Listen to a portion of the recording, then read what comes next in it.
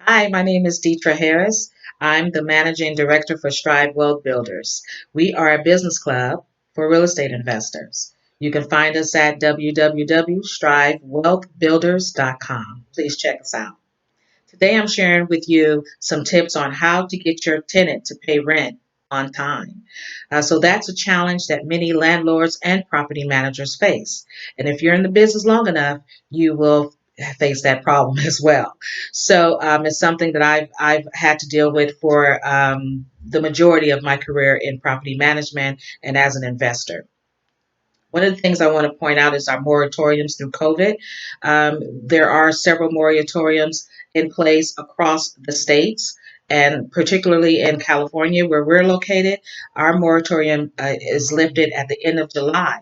Nonetheless, there are conversations that some states may extend their moratoriums for the next 90 days. Now, if that happens, what could possibly happen? I believe, and we've had many discussions around this, we're going to have an overwhelming amount of households that's going to be in the eviction stages. And we certainly don't want that to happen. So I'm hoping that we can come together as landlords and property managers and work with our tenants through this process and through this stage. One of the things I would like for you to do is just to look up your state law and see when your moratorium ends as well. It's very important. Every state is different. For instance, we have properties in Ohio, and that moratorium ended at the end of June. Same in Illinois.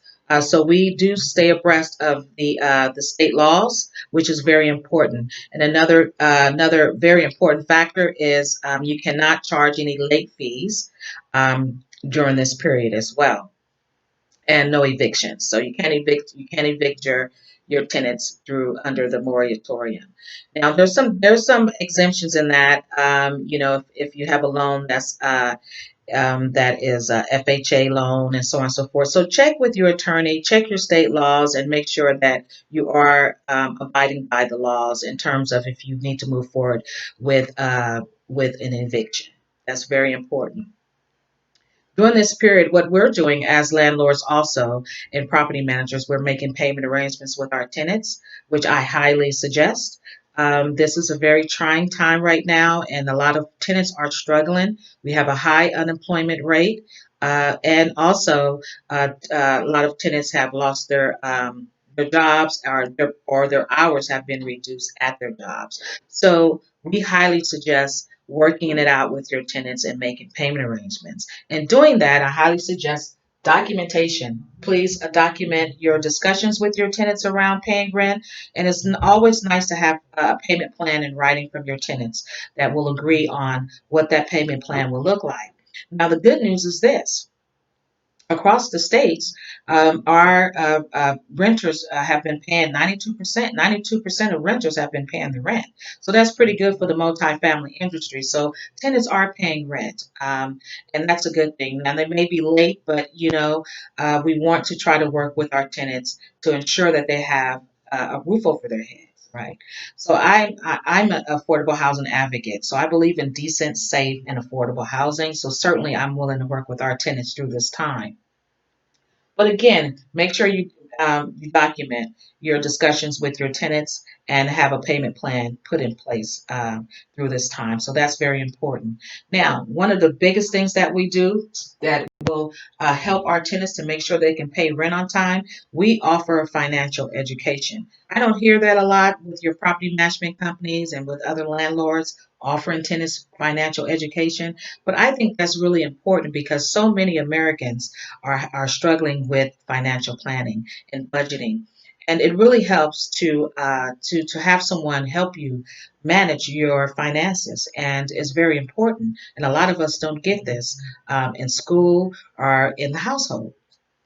So what we do is we work with our tenants. We offer them $50 off their rent if they will attend a financial education course that's about 2 hours to help them get back on track with their finances. I can't tell you how much that helps that tenant to be able to budget their money accordingly, and then it's helping you too because you can get your rent on time. And so that's the purpose, right? Is collecting those rents, because we also, as landlords and investors, we have to pay our bills as well, and we depend on those tenants, our tenants, to pay rent on time so we can meet our responsibilities on time. So that's highly important. So I strongly advise you to offer a financial education course.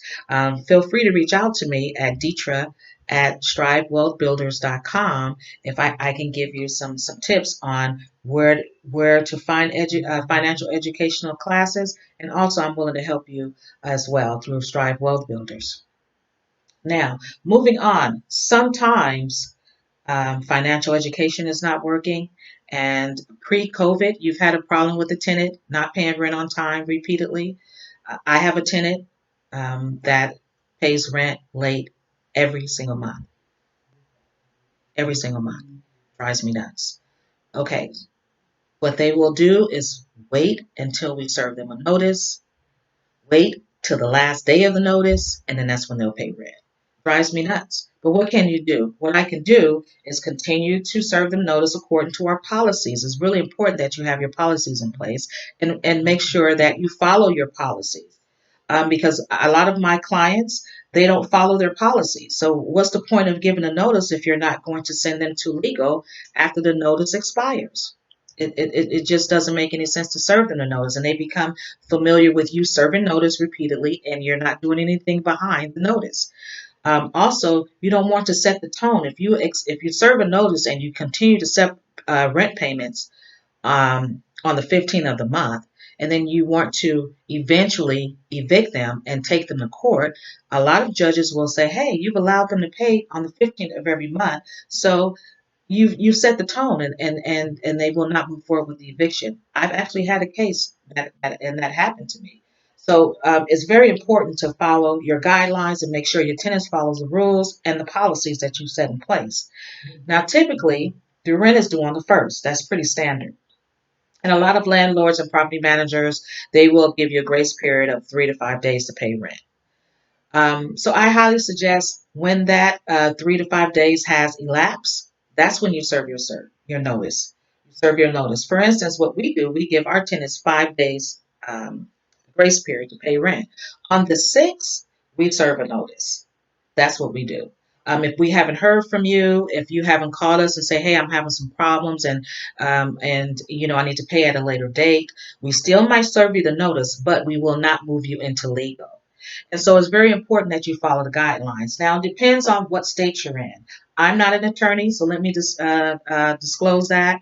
I highly suggest that you consult with an attorney if you're going to move through the eviction stages. But at least know what's your required notice that you have to serve in your state. For instance, in California, we must serve a 3-day notice in our state.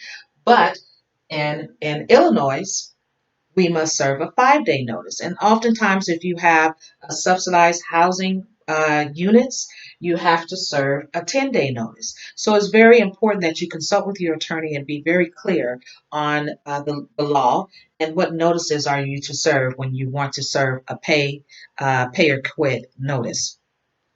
Now, the best thing since sliced bread, and I really do want to point this out, what has really, really worked for me when I'm having a problem collecting rents from a tenant is a stipulation agreement. Now, we go back up here to the moratoriums, and I said documentation is very important. You might have a written payment plan between you and the tenant that you've created yourself, or your staff has created, and not an attorney. Well, stipulation agreements are prepared by an attorney, and it is a legal document, meaning that it is a type of payment plan. But if that tenant defaults on that payment plan, no court, go straight down to the sheriff and apply for the writ, and you'll be able to move forward with the eviction without going to court. That's the key. This costs a lot of money to go to court, right? And it costs a lot of money for attorneys. So this has worked really well for me in many occasions. So please, again, talk to your attorney about um, a stipulation agreement, and enter a stipulation agreement with your tenant to ensure that they will pay their rent and according to their plan written in the stipulation agreement.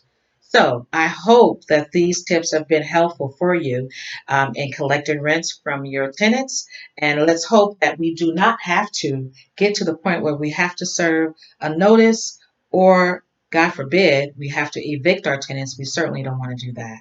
So again, please visit our website at www.strivewealthbuilders.com. Please join if you are an investor, if you're seeking to get in this game as a real estate investor. We'd love to have you join us. It's no cost for membership.